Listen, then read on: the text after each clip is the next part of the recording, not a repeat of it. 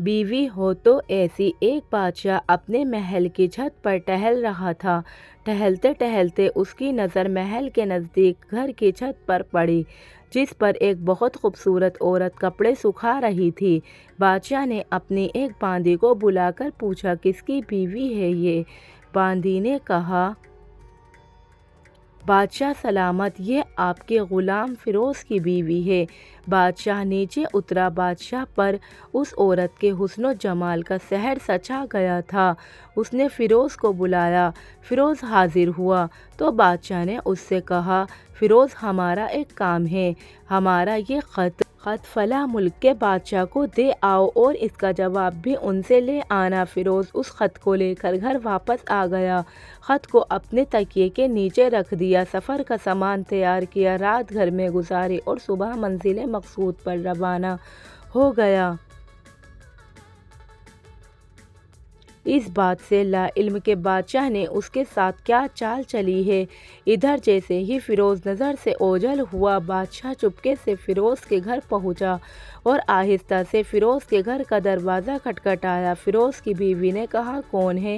بادشاہ نے کہا، میں بادشاہ ہوں، تمہارے شوہر کا مالک۔ تو اس نے دروازہ کھولا۔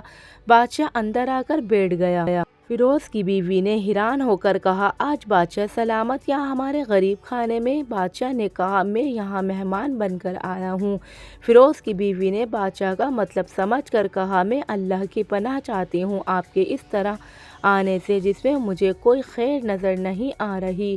بادشاہ نے غصے میں کہا، اے لڑکی، کیا کہہ رہی ہو تم؟ شاید تم نے مجھے پہچانا نہیں، میں بادشاہ ہوں، تمہارے شوہر کا مالک۔ فیروز کی بیوی نے کہا، بادشاہ سلامت، میں جانتی ہوں کہ آپ ہی بادشاہ ہیں، لیکن بزرگ کہہ گئے ہیں، شیر کو اگر جتنی ہی بھوک لگی ہو وہ مردار تو نہیں کھانا شروع کر دیتا۔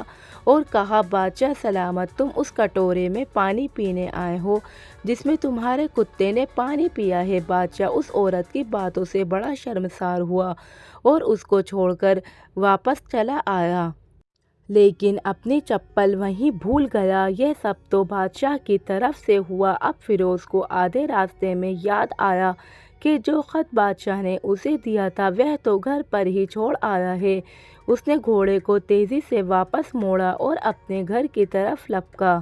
فیروز اپنے گھر پہنچا تو تکیے کے نیچے سے خط نکالتے وقت اس کی نظر پلنگ کے نیچے پڑے بادشاہ کی چپل پر پڑی، جو وہ بہت جلدی میں بھول گیا تھا۔ فیروز کا سر چکرا کر رہ گیا اور وہ سمجھ گیا کہ بادشاہ نے اسے سفر پر صرف اس لیے بھیجا تاکہ وہ اپنا مطلب پورا کر لے۔ فیروز کسی کو کچھ بتائے بغیر چپ چاپ گھر سے نکلا۔ خط لے کر وہ چل پڑا اور کام ختم کرنے کے بعد بادشاہ کے پاس واپس آیا تو بادشاہ نے اسے انعام کے طور پر 100 دینار دیے۔ فیروز دینار لے کر بازار گیا اور عورتوں کے استعمال کے قیمتی کپڑے اور کچھ تحفے بھی خرید لیے۔ گھر پہنچ کر بیوی کو سلام کیا اور کہا، چلو تمہارے میکے چلتے ہیں۔ بیوی نے پوچھا، یہ کیا ہے؟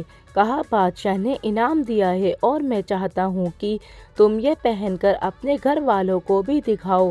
بیوی، جیسے آپ چاہیں۔ بیوی تیار ہوئی اور اپنے والدین کے گھر اپنے شوہر کے ساتھ روانہ ہوئے۔ داماد اور بیٹی اور ان کے لائے گئے تحفے کو دیکھ کر وہ لوگ بہت خوش ہوئے۔ فیروز بیوی کو چھوڑ کر واپس آ گیا۔ 1 مہینہ گزرنے کے باوجود نہ بیوی کو پوچھا اور نہ اس کو واپس بلایا۔ پھر کچھ دن بعد اس کے سالے اس سے ملنے آئے اور اس نے کہا، آپ ہمیں اپنی بہن سے غصے اور ناراضگی کی وجہ بتائیں یا پھر ہم آپ کو قاضی کے سامنے پیش کریں گے۔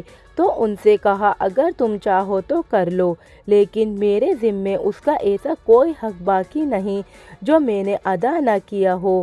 وہ لوگ اپنا کیس قاضی کے پاس لے گئے تو قاضی نے فیروز کو بلایا۔ قاضی اس وقت بادشاہ کے پاس بیٹھا ہوا تھا۔ لڑکی کے بھائیوں نے کہا، اللہ بادشاہ سلامت اور قاضی صاحب کو صحیح سلامت رکھے۔